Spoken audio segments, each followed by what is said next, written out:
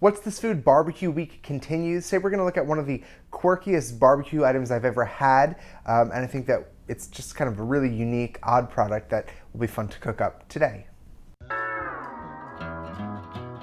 Today's sponsor is Pig Chaser Barbecue Sauce, and you can check them out online at pigchaser.com. Our buddies at Pig Chaser have sponsored a number of WTF episodes. We've looked at all of their different sauces. Today we're looking at their original barbecue sauce. I'm really pleased with it. I think it actually might be my favorite of the lineup. I like how classic it is. It's well balanced. It has a good amount of spice to it, a good amount of sweetness, a good amount of tanginess. And it's a very universal sauce. You could put it on ribs, you could put it on chicken, you could put it on pulled pork. We are going to cook with it today. Actually, I cooked with it already. That's why there's some missing. And we're going to use it in a pretty unique recipe. Well, it's the recipe that we're talking about today, which is barbecue spaghetti. Check these guys out at pigchaser.com and get your hands on one of their bottles today. Alright, so the dish that we're talking about today is called barbecue spaghetti, and it's pretty self-explanatory. It's a dish that came about in the 1950s in Memphis, Tennessee, barbecue capital of America, or at least one of the capitals, and it was started by this guy named Brady Vinson in his restaurant Brady and Lil's. Brady wanted to come up with a barbecue product that would separate them from all the barbecue competition, which is pretty steep in Memphis. Now, everyone had baked beans at the time. They'd smoke the beans, or they'd boil the beans, or they'd braise the beans, but it was Bean City, it was Bean Town. Basically, it was like Boston. And he said, I want to be different. So what he decided to do was take his love of Italian cuisine and marry it with something that everyone else loved in the city, barbecue, and thus barbecue spaghetti was born.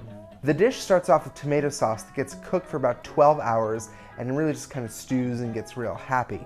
Then they add some barbecue sauce to that and cook it for a little longer in the pit.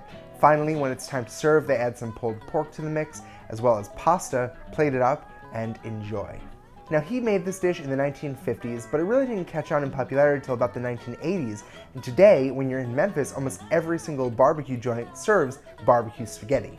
If you want to have the original dish at Brady and Lil's, you're a little bit out of luck because the restaurant no longer exists. However, it was taken over by the Vernon family. They call it the Barbecue Shop, and the original recipe has not been changed. So you can get the original Brady and Lil's barbecue spaghetti in Memphis today. So today we're going to use the Pig Chaser sauce and make a variation of barbecue spaghetti. We're not going to cook it as long, but you know what? It's still pretty tasty. It's a quirky thing. You know, it's a little bit confusing because you think that you're going to eat spaghetti and like a marinara sauce, and then it's sweet and tangy and there's pulled pork in it.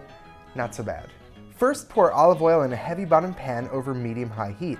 When the oil shimmers, add 1 chopped onion and a few cloves of minced garlic. Cook until the onion turns translucent, stirring often with a wooden spoon for about 5 minutes. Add 1 large can of tomato sauce, 3 tablespoons of tomato paste, a cup of barbecue sauce. I'm using Pig Chaser's barbecue sauce. And then add some pepper, salt, a small pinch of allspice, a small pinch of cinnamon, and let that simmer. Reduce to medium-low and simmer for another 5 minutes. Then add your pulled pork, stir it up, and add some sauce to some boiled pasta. Then just plate it up and enjoy. That's how you make a barbecue spaghetti. This is a great way to take a small amount of barbecued pork and stretch it to feed the whole family. If you need to know how to make barbecued pulled pork, you could check out our recipe by visiting this link below. Tune in tomorrow for another What's This Food. Check out our sponsor, pigchaser.com, and be sure to leave us comments on iTunes, YouTube, and on my website, danieldelaney.com. I will see you tomorrow.